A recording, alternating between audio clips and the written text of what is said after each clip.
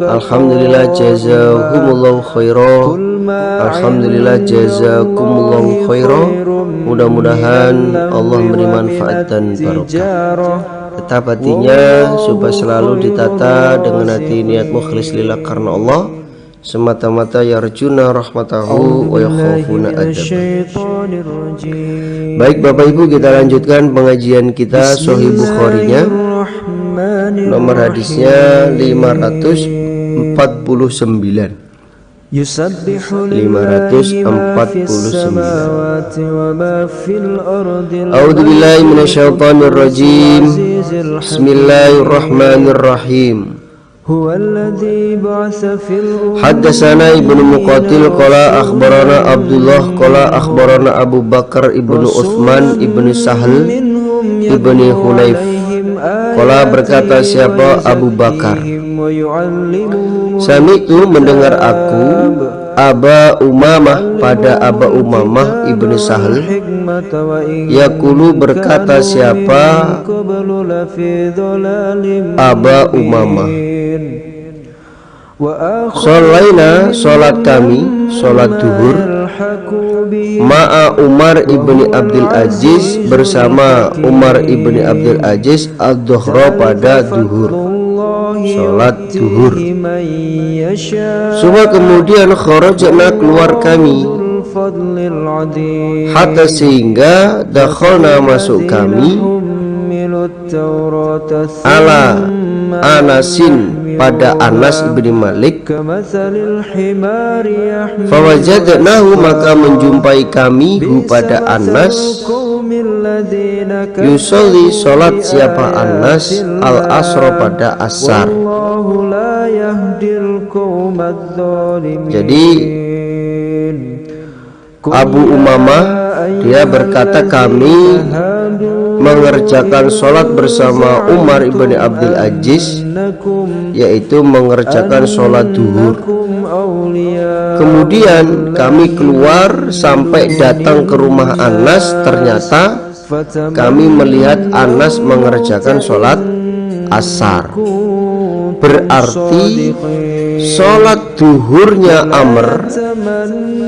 Umar, sholat duhurnya Umar ibni Abdul Aziz itu dikerjakan di akhir waktu, sedangkan sholatnya Anas, sholat asarnya Anas itu dikerjakan di awal waktu.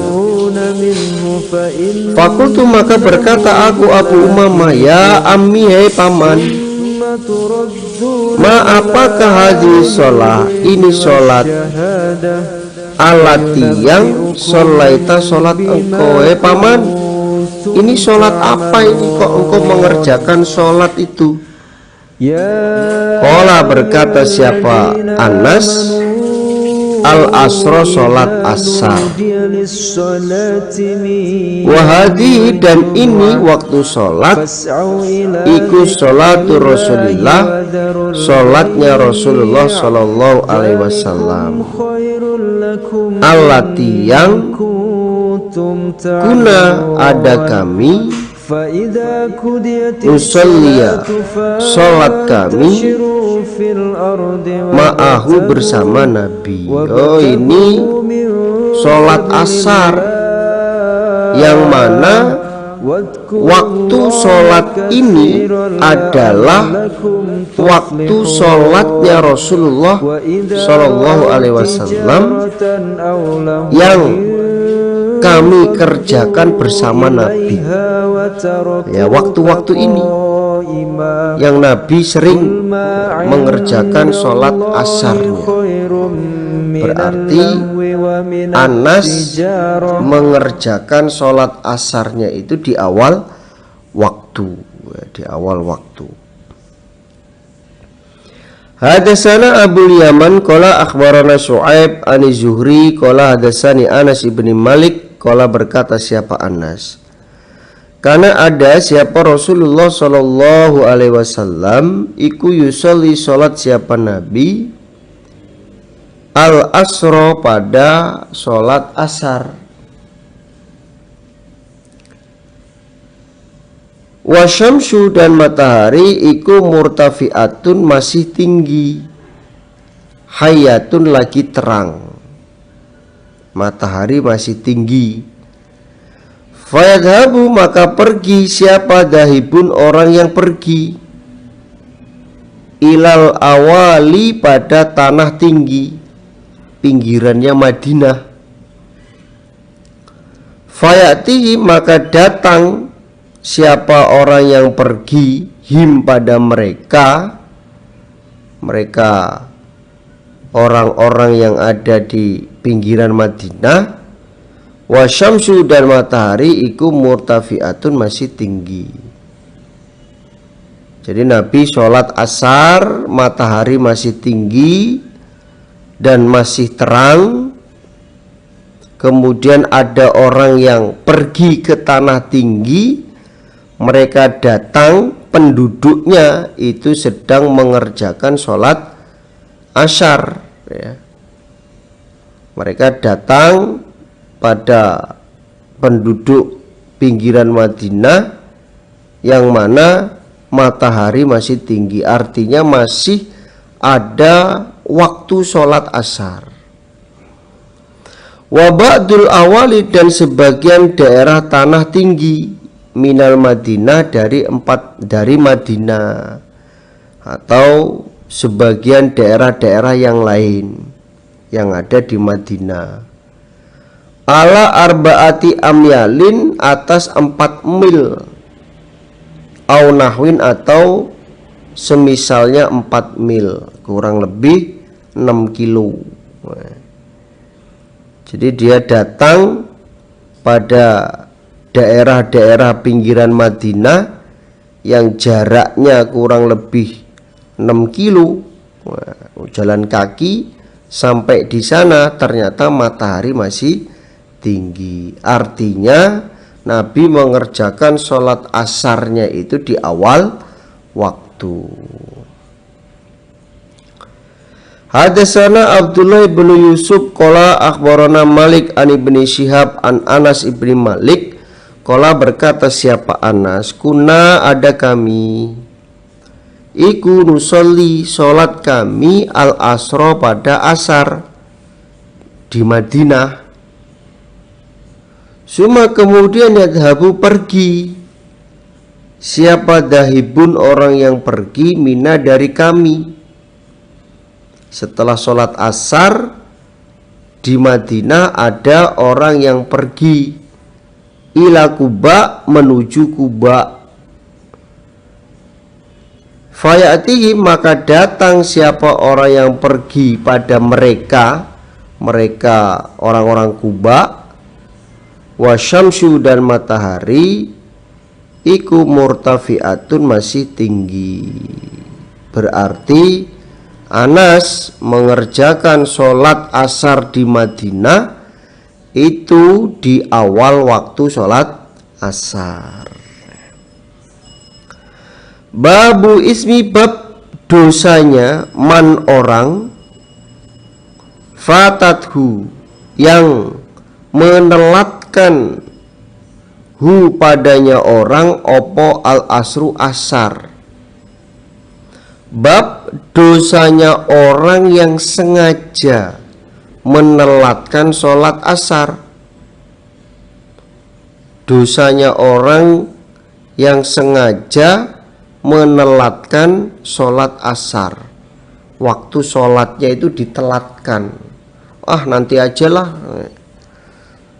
masih jam 3:30. Nanti aja lah, masih 4:30. Ini dosanya apa? Hadatsana Abdullah bin Yusuf qala akhbarana Malik an Nafi an Abdullah bin Umar anna Rasulullah sallallahu alaihi wasallam qala bersabda Nabi, alladzina orang tafutuhu menelatkan hu pada orang opo sholatul asri sholat asar ka'anna mawutiro seakan-akan sesungguhnya dikurangi atau dihilangkan ahlahu pada keluarganya, wa malahu dan hartanya. Jadi Nabi bersabda, orang yang menelatkan sholat asar itu seperti orang yang dihilangkan keluarganya dan hartanya. Maksudnya sangat rugi sekali atau rugi besar, karena ketika beramal seharian kemudian dia tidak mengerjakan sholat asar, atau dia mengerjakan sholat asar tapi di akhir waktu, maka semua amalannya akan hilang. Maka semua amalannya akan hilang.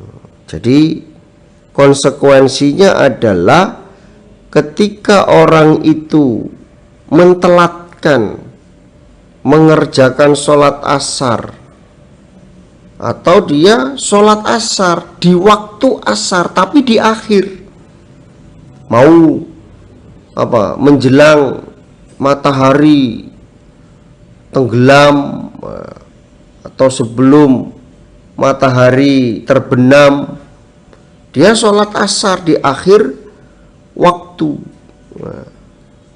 maka dia amalannya itu akan dihapus oleh Allah, amalannya akan hilang dari dia mengerjakan amalan hari itu, ya, dari dia mengerjakan amalan hari itu. Maka supaya dijaga sholat asarnya. Babuman, babnya orang, maksudnya dosanya orang, tarko yang meninggalkan siapa orang al-asro pada asar. Bab dosanya orang yang meninggalkan sholat asar atau sholat asar di luar waktu asar, atau sholat asar di akhir waktu asar. Hadatsana Muslim ibnu Ibrahim qala hadatsana Hisham qala hadatsana Yahya ibnu Abi Katsir an Abi Kilabah an Abi Malih qala, berkata siapa Abi Malih, kuna ada kami ma'a Buraidah bersama Buraidah fi goswatin di dalam perang, fi yaumin di dalam hari, di goimin yang mendung, hari yang mendung.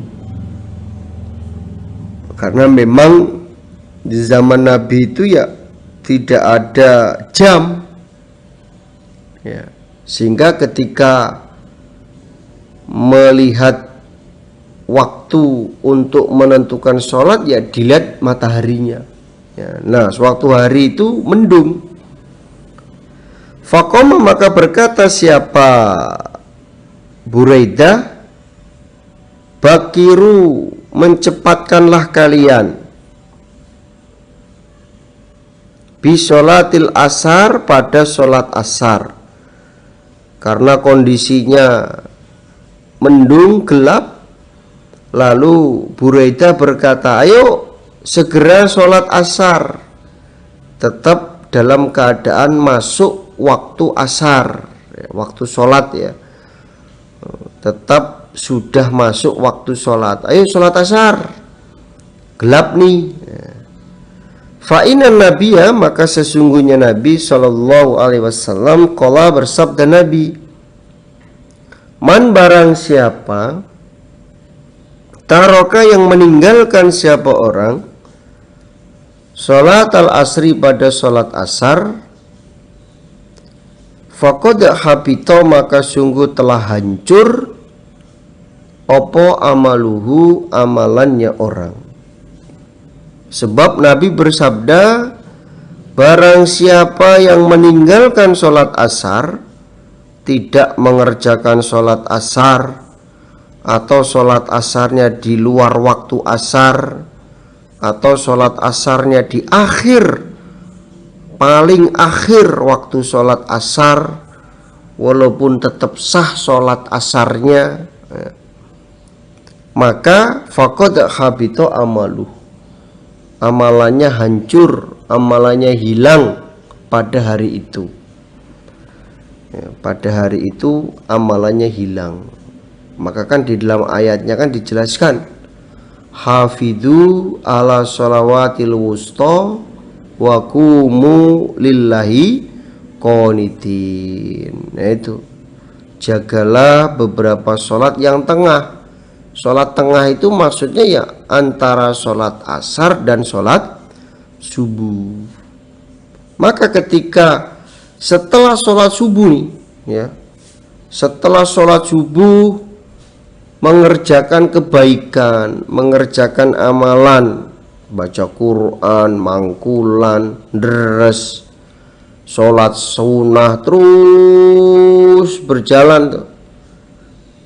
Kemudian sholat tobat menjelang duhur, sholat duhur, sholat sunnah rawatib contohnya, sebelum duhur, setelah duhur, terus berjalan sampai waktu asar habis, dia tidak mengerjakan sholat asar, atau dia mengerjakan sholat asar di luar waktu asar, atau di akhir, paling akhir waktu asar. Maka mulai dari subuh sampai asar amalan itu hilang, ya, amalan itu hilang. Begitu juga ya, dengan dari sholat asar sampai subuh. Ketika dia tidak bisa menjaga sholat subuh, maka amalan yang dia kerjakan setelah sholat asar sampai waktu subuh habis, dia tidak mengerjakan sholat subuh, maka amalan itu juga hilang. Itulah dosanya orang yang sengaja meninggalkan sholat asar, ya, atau sengaja menelatkan waktu sholat asar. Sholat asarnya diakhirkan, yang paling akhir, ya, menjelang maghrib baru sholat asar. Maka dia akan mendapatkan dosa, ya, yaitu sholatnya, pahalanya, ibadahnya setelah dia sholat subuh sampai sholat asar itu akan hilang. Setelah sholat asar sampai sholat subuh itu juga akan hilang ketika dia tidak menjaga sholat subuhnya. Maka perintahnya kan tadi, hafidhu ala shalawatil wusta wa qumu lillahi qanitin. Ini betul-betul dijaga, karena yang menentukan pahala amalan kita diberi pahala oleh Allah itu ya sholat asar dan sholat subuh, ya, sholat asar dan sholat subuhnya. Nah itu, maka mari sama-sama kita jaga, ya, ketika sudah masuk waktu asar segera mengerjakan sholat asar, ya, mengerjakan sholat asar, mengerjakan sholat subuh ketika masih dalam waktu sholat itu. Nah, jangan sampai mengambilnya nanti aja lah, masih 4:30, nanti aja lah, masih jam 5, jam 5:15 baru sholat asar, jam 5 lebih, ya, baru sholat asar. Nah ini, maka ancamannya faqad habita amaluh. Babu fadli sholatil asar, bab keutamaan sholat asar, keutamaannya sholat asar. Hadatsana Humaid qala hadatsana Marwan ibnu Muawiyah qala hadatsana Ismail an Qais an Jarir qala berkata Jarir, kuna ada kami indan Nabi, di sisi Nabi sallallahu alaihi wasallam, faradhara maka melihat siapa Nabi, ilal qamar pada bulan, lailatan suatu malam, yakni mengendaki siapa Jaril al-badra purnama, bulan purnama. Jadi Nabi, ya, melihat bulan purnama. Faqala maka bersabda Nabi, innakum sesungguhnya kalian iku satarauna akan melihat kalian Rabbakum pada Tuhan kalian kama tarauna sebagaimana melihat kalian hadal qamara pada ini bulan.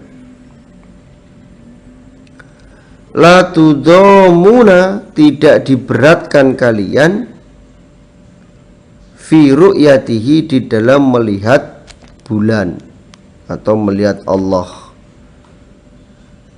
Lalu Nabi bersabda ketika Nabi melihat bulan purnama, Nabi bersabda, di akhirat nanti kalian akan melihat Tuhan kalian seperti kalian melihat bulan purnama ini. Kalian tidak akan diberatkan untuk melihat bulan atau untuk melihat Allah. Kalian melihat bulan nggak berat kan? Nggak ada yang menghalangi, nggak ada yang menutupi mata kalian untuk melihat bulan, nggak ada kan? Ya sama seperti kalian nanti di akhirat ketika melihat Allah. Tidak ada yang menghalang-halangi untuk melihat Allah. Fa in istata'tum maka jika mampu kalian an bahwasanya la tuklabu tidak disibukkan kalian ala sholatin atas sholat subuh qabla tulu isyamsi sebelum terbitnya matahari wa qabla ghurubiha dan sebelum terbenamnya matahari, maksudnya sholat asar. Faf'alu maka mengerjakanlah kalian. Jikalau kalian mampu bahwa kalian tidak disibukkan untuk mengerjakan sholat subuh sebelum terbitnya matahari, ya faf'alu, maka kerjakan. Kalau bisa ya, mengerjakan sholat subuh sebelum matahari itu terbit, ya silahkan kerjakan. Dan kalau bisa mengerjakan sholat asar sebelum terbenamnya matahari, ya maka kerjakan. Kerjakan. Suma kemudian qara'a membaca siapa Nabi, wasabbih bihamdi rabbika qabla tulu'i syamsi wa qabla ghurubiha.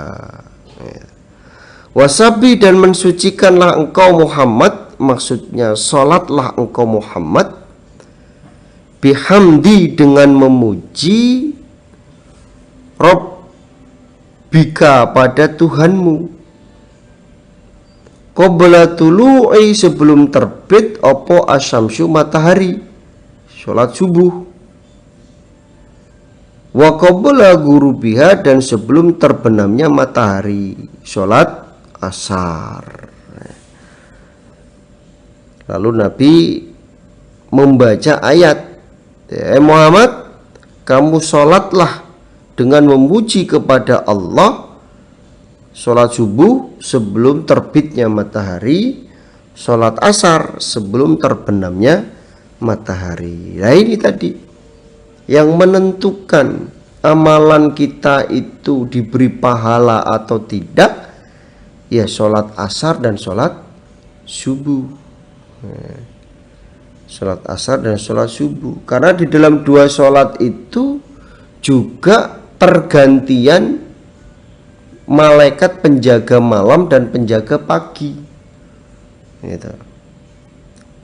Ketika penjaga pagi ya, maka dia akan turun pada waktu sholat subuh ya.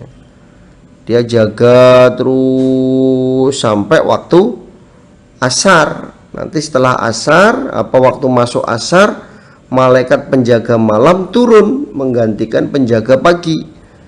Dia akan berjaga sampai subuh. Ya, makanya disitulah disebut inna Qur'an al-fajri kana masyhuda. Itu karena disaksikan dua malaikat itu pergantian sip untuk menjaga itu. Maka disitulah yang menentukan pahala amalan kita selama sehari full itu ya sholat subuh dan sholat asarnya, sholat subuh dan sholat asarnya. Kan malaikat itu ditanya oleh Allah, "Hai malaikat, ketika kamu menghadap kepadaku, hambaku dalam keadaan apa?" "Oh, dia sudah sholat ya Allah, sudah sholat subuh ya Allah." "Oh iya." Lah kalau masih tidur, ditungguin itu sama malaikat sampai dia mengerjakan sholat subuh gitu. Bagaimana ya? "Oh, masih tidur ya Allah, sholat subuhnya siangan." Nah, itu.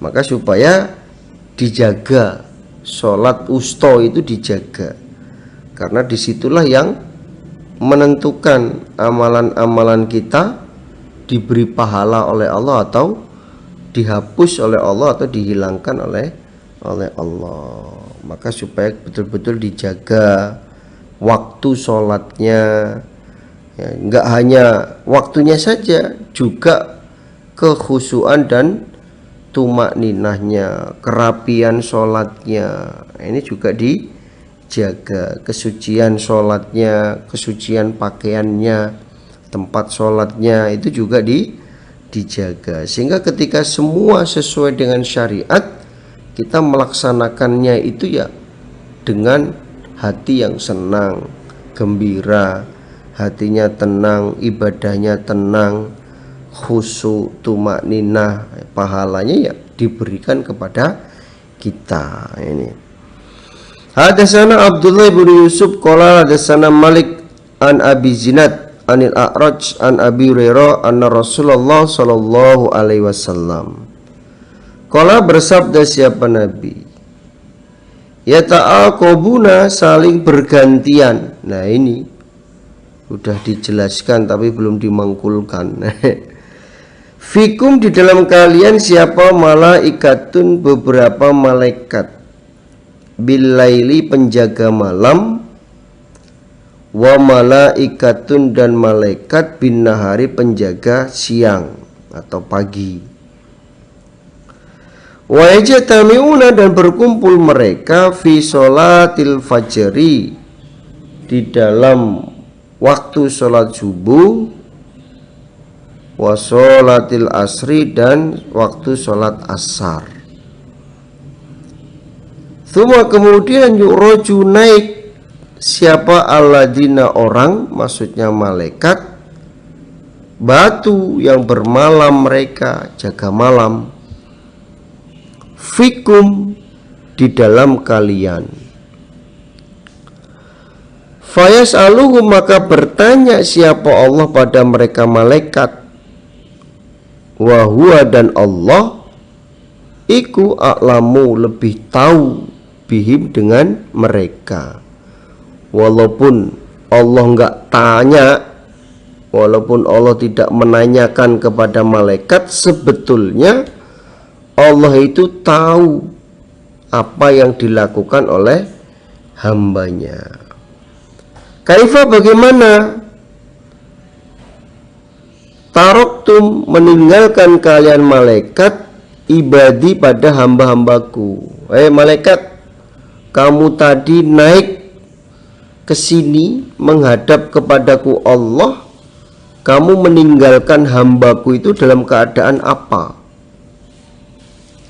Fayakuluna, maka berkata mereka malaikat, taroknahum, meninggalkan kami pada mereka, wahum, dan mereka iku yusalluna, sholat mereka, sholat subuh,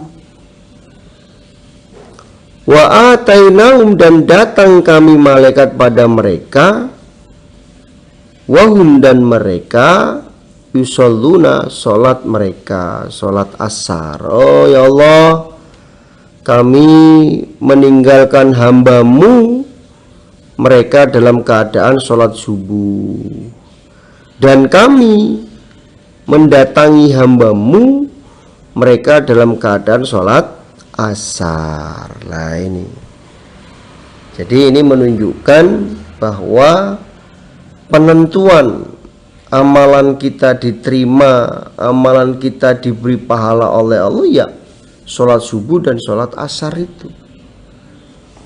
Kita mengerjakan banyak amalan setelah sholat subuh, sedekah subuh, kemudian ibadah yang lain, baca Quran, sholat duha, sholat tobat, sholat sunnah.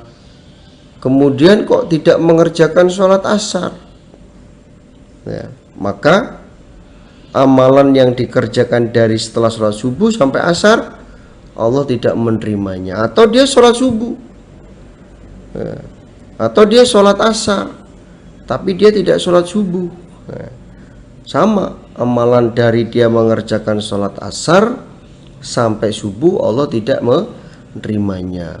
Contohnya seperti ini, habis maghrib kita ngaji Bukhari sampai isya, setelah isya kita lanjut lagi ngaji lagi, ya, kemudian malamnya sholat tahajud, sholat tasbih, ya, sholat-sholat yang lain, tapi tidak sholat subuh.